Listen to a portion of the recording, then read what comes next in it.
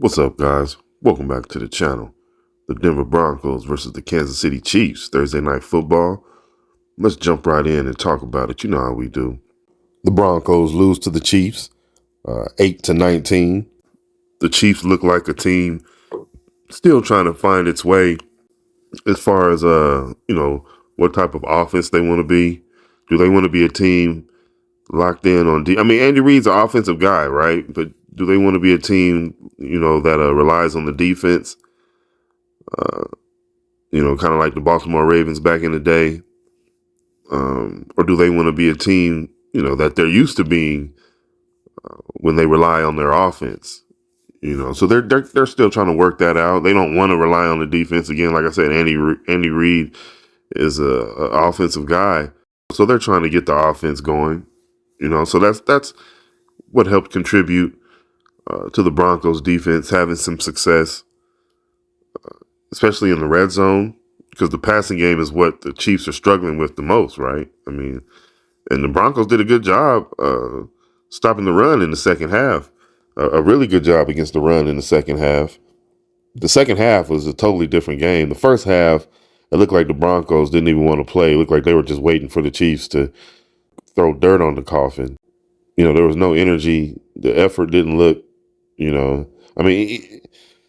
it just didn't look, it just, even with the interception with Justin Simmons got on Patrick Mahomes, with his third or fourth one against Mahomes, it didn't lead to anything offensively. Again, it was another red zone stop for the Broncos defense, but it led to absolutely nothing. And I'm not saying red zone stop like the Chiefs never, didn't score. They were scoring. They just didn't score as much as they should have. Kelsey ankle was a little, whatever. So, of course, the Broncos, if Kelsey's all you have, it's easy to double him or it's easy to cancel him out. But, there's really no other options that Mahomes depends on, kind of similar to Russell Wilson in that aspect. Mahomes is still willing to throw the ball into smaller windows. Russell Wilson right now just really doesn't want to do that because his receivers just don't get open enough, for him in his liking to get rid of that ball. Even on the touchdown to Cortland Sutton, he wasn't open, he wasn't open at all. That's one of those 50-50 balls that you concede to as a quarterback, but you don't want to drop. Every time you drop back, you throwing a 50-50 ball. I don't think I don't think too many quarterbacks want to play like that. Not too many, And Russ doesn't have the confidence to give himself an edge in those situations, like an Aaron Rodgers. Some of those guys really didn't. They're just going to let it go. If they think if there's a chance, let alone how much big of a chance. If there's a chance, they're letting it go. You know what I'm saying? So, but Russ isn't like that at all. So on those plays, he's definitely going to throw the ball up there on the fade route. And Cortland Sutton made a good catch, and they got the score. You kind of could feel a little bit of I don't know. I don't even want to say momentum. Because at no time did I think the Broncos were going to win the game or even come back. But I don't know. You just saw some energy. Zach Allen out there playing hard, got the sack. Jonathan Cooper. I thought those things were good, especially with with Randy Gregory getting traded and Frank Clark being gone. I thought they still showed a little bit of fight towards the end. It didn't look that way in the first half. Now, again, like I said, it looked like they were just waiting, as far as the team as a whole.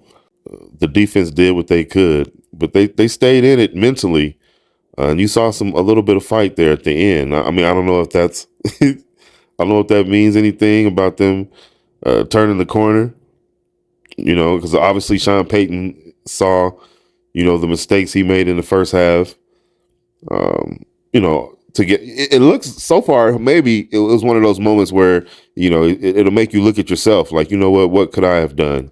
Obviously, We were kind of in our feelings to start the game. Everybody, looking at each other. But once you get into it and you really start realizing, hold on, there's some things we can build on. But again, it might be fool's gold because again, like I said, the Chiefs are still trying to find their way offensively. But nonetheless, you still were in the game and had a chance. At the end, and you can take that and build on it. What can I do? What I'm saying, to be better. What can I do to help this team be better? And hopefully that's what they're doing. They're obviously running the ball. They're running the ball better. They're running the ball good. They can continue to build on that. They need some help, in the secondary. Luckily, the Chiefs aren't in a position to take advantage of that. So you got what you got in this game. You were still in the game with an opportunity because the Chiefs just couldn't take advantage of it at all. They're not that type of offense anymore. And then running the ball was tough at the end of the game. So, you can take some good things out of that from the defense, who's ranked last.